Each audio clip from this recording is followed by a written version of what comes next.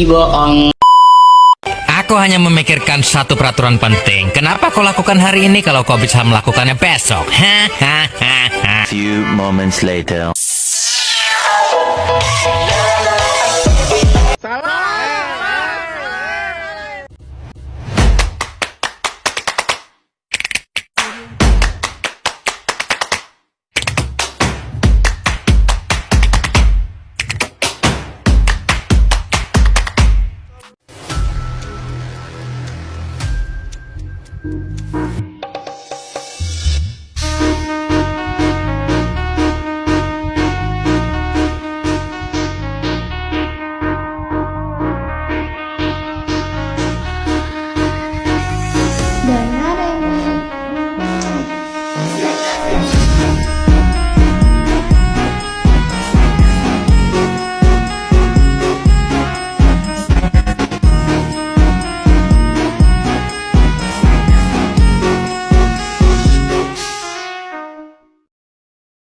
Assalamualaikum warahmatullahi wabarakatuh.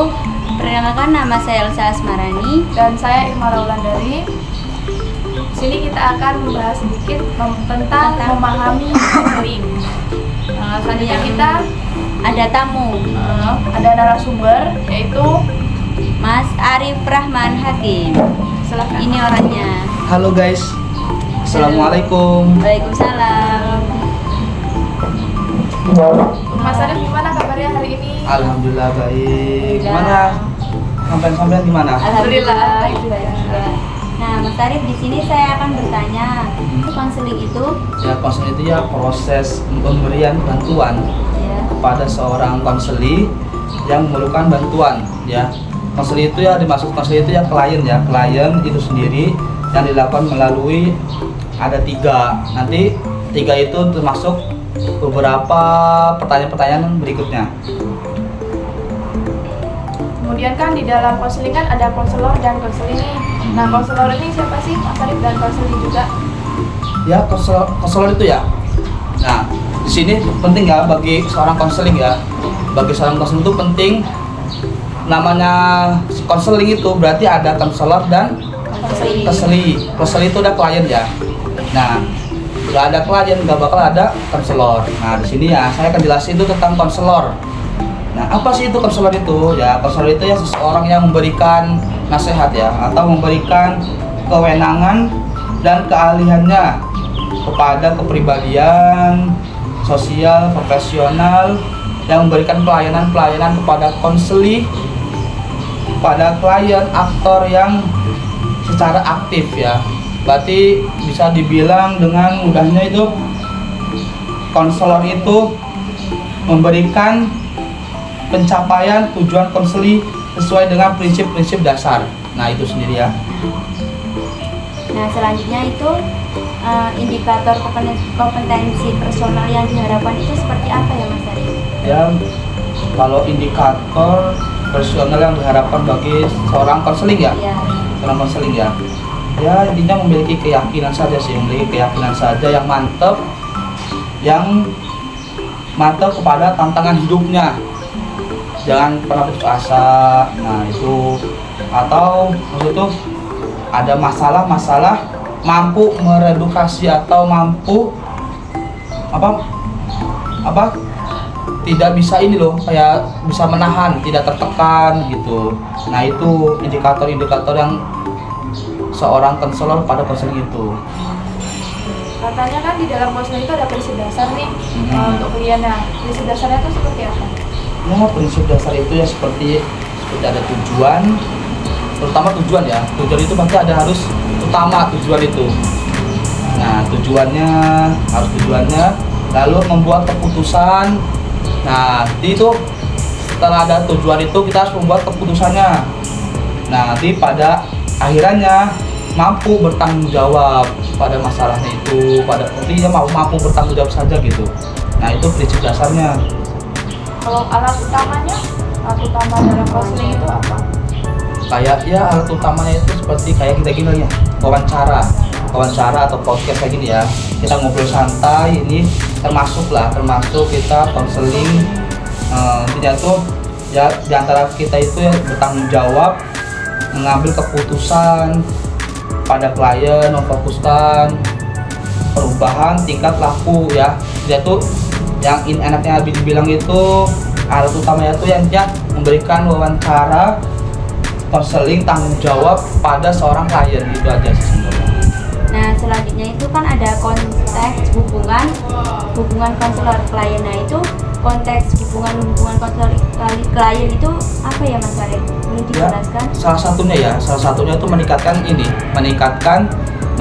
pertumbuhan. Itu salah satunya meningkatkan pertumbuhan. Itu sebanyak dalam arti itu banyak konteks hubungannya. Ya, yang saya sebut itu salah satunya itu seperti tadi, meningkatkan pertumbuhan itu ya, yang efektif pokoknya. Jadi kan dari fungsi dari konseling sendiri apa Mas? Fungsinya Iya. ya bagi ya fungsinya itu ya intinya kita mencari perspektif. Sebagai seorang konselor itu kita harus mencari perspektif kepada klien supaya klien itu nyaman gitu kan, untuk bisa klien itu betah untuk kelas sama kitanya gitu kan. Yang kedua itu kuratif ya, kuratif itu korektif ya, itu membantu klien memecahkan masalah yang ada gitu. Misalnya klien itu punya masalah, kita bisa membantu memecahkannya itu. Yang ketiga itu presentif. Nah, apa itu presentif? Itu menjaga agar situasi itu tetap stabil ya, kondisinya itu tetap seperti semula, nggak ada saling panas-panasan gitu kan. Nah itu. Yang keempat itu developmental itu seperti ya kondisi yang baru agar tetap baik atau menjaga lebih baik. Nah, supaya itu seorang klien itu tidak takut ya, nanti ke belakangnya itu nggak takut. Setelah klien curhat dengan konselor itu, seorang klien itu setelah curhatnya itu ya nanti harus tenang pikirannya, udah nggak ada beban karena sudah curhat semua gitu, karena konselornya sudah membantu, walaupun nggak semuanya mau dibantu kan, dia udah tenang gitu hatinya tuh. Nah itu di sini adalah kayak menurut Sartono itu pada tahun 1998 ini beliau tuh menambahkan tiga fungsi seorang konseling. Nah, yang pertama itu seperti penyuluhan membantu kepada klien dalam memilih kemungkinan dua kesempatan dan terdapat dalam lingkungan klien. Nah, maksudnya itu penyuluhan itu ya kayak kita tuh apa ya? Ya pokoknya itu ya membantulah seorang klien dalam memilih kesempatan ya. Nah itu. Yang kedua itu pengadaptasian. Nah artinya pengadaptasian itu seperti dia itu nyaman ya nggak jauh beda dengan nyaman gitu kan, adaptasi kayak seseorang itu tinggal di tempat ini ya kita harus mau nggak mau kita harus adaptasi ya. Begitu pula dengan konseling. Nah adaptasi itu yang berguna seperti membantu kepada orang-orang yang berkaitan dengan klien. Dalam hal ini kerjasama klien dalam orang dekatnya sangat saling mengerti gitu kan, antara klien dengan lingkungan. Nah jadi kan seorang klien itu harus tahu dengan lingkungannya sekitar itu ya, harus beradaptasi dengan lingkungan sekitar, dengan orang-orang sekitar. Nah itu.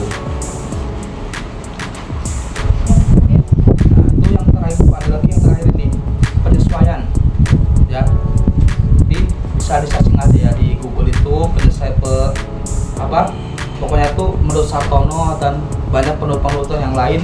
Nah yang terakhir itu penyesuaian itu pembantuan atau membantu klien agar memperoleh kesesuaian pribadi dan maju secara optimal dalam mengembangkan pribadinya. Nah itu seorang konselor itu harus membantu seorang klien itu ya untuk supaya klien itu berkembang kepribadiannya. Jangan cuma itu aja, nggak cuma kayak masalahnya udah itu.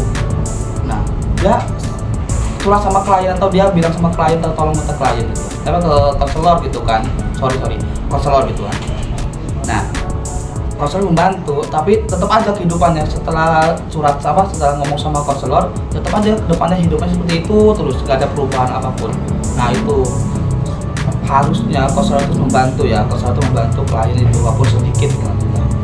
Nah, dari proses konseling tadi yang ditekankan dalam konseling itu apa aja sih?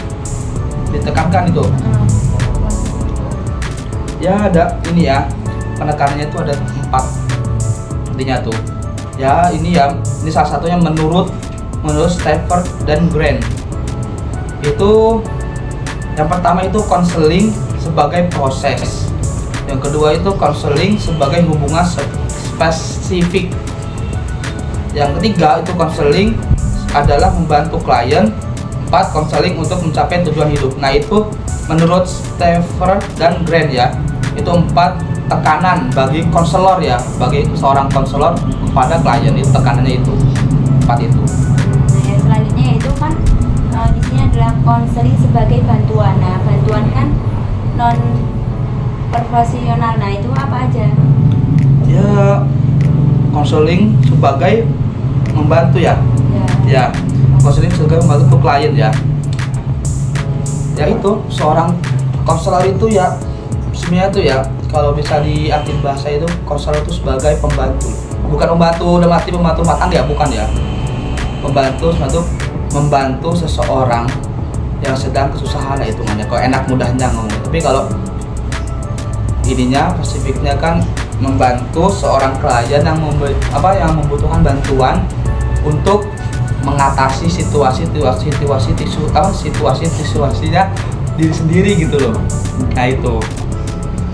Nah, pokoknya tuh Bantuannya itu kalau non profesional itu berupa apa aja? non Profesional. ya seperti ya seperti inilah, kayak ya itu terutama itu tadi yang sebutin banyak itu salah satunya.